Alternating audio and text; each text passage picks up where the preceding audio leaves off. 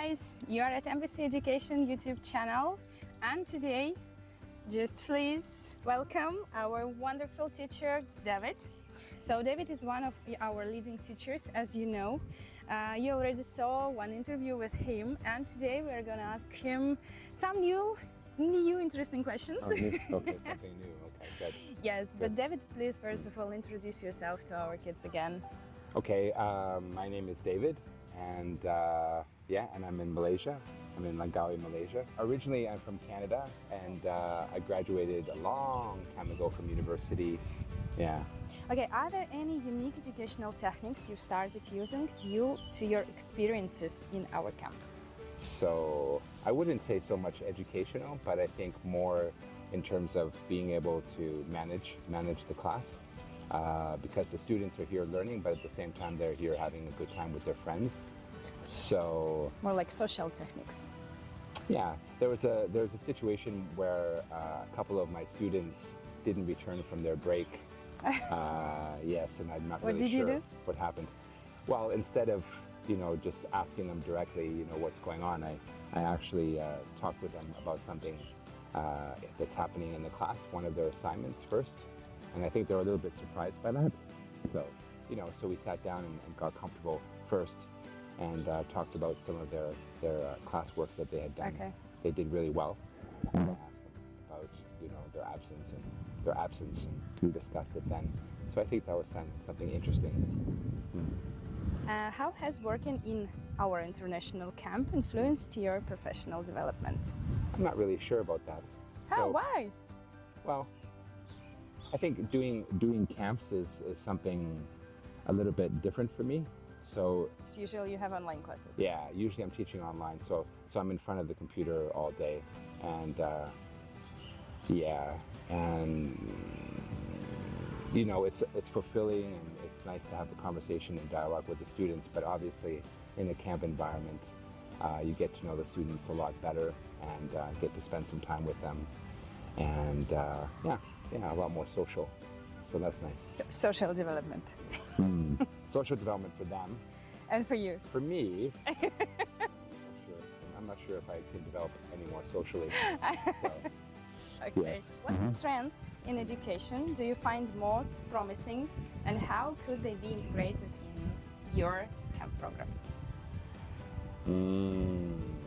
Yeah, I know it's difficult, but... To think of something off the top of my head. I don't know, it doesn't really work that way.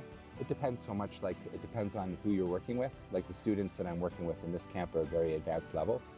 So I think the most important thing is that I need to challenge them, because I think they want challenge to in which way? Well, they need to feel like they're learning something. If they're going to invest their time, they're spending 3 or 4 hours in the classroom, they could be out on the beach, having a good time with their friends, or maybe sleeping late. So, so I need to make it worth their while at the end of the day. So just talking about things that trends. Maybe, things that are relevant for them, trying to understand what their interests are, and trying to engage with them that way. Okay. Any example? What are they interested in?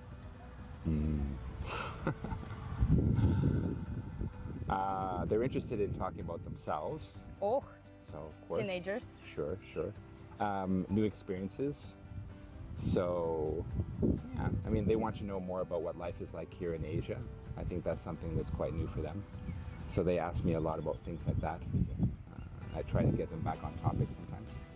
So to discuss the things that we're talking about in the class. But I don't know. The issues that we're talking about now are social issues. The students that I'm working with are advanced level, so they have some idea about what kind of things they want to do with their careers. And I think that they know that they're going to be using English as well, so they're really motivated. Wow. That's what I feel with them. That's cool to hear. So, not all of them, but most of them. What skills do you think will be most important for the next generation, and how can the camp help develop this? Well, it's obviously, high technology. High technology is going to be important in how they're using it. Obviously, they're very comfortable using the technology now. And so one of the first lessons that we talked about was talking about artificial intelligence and how it's used, how it affects art, because a lot of my students also seem to be talented in art as well. So Music or all aspects, whether it's music, photography, art and literature, poetry. wow. And all the different facets of art. You know, what effect AI has on that, and whether the art that AI is producing now is art or not. You know, discussing these kinds of questions.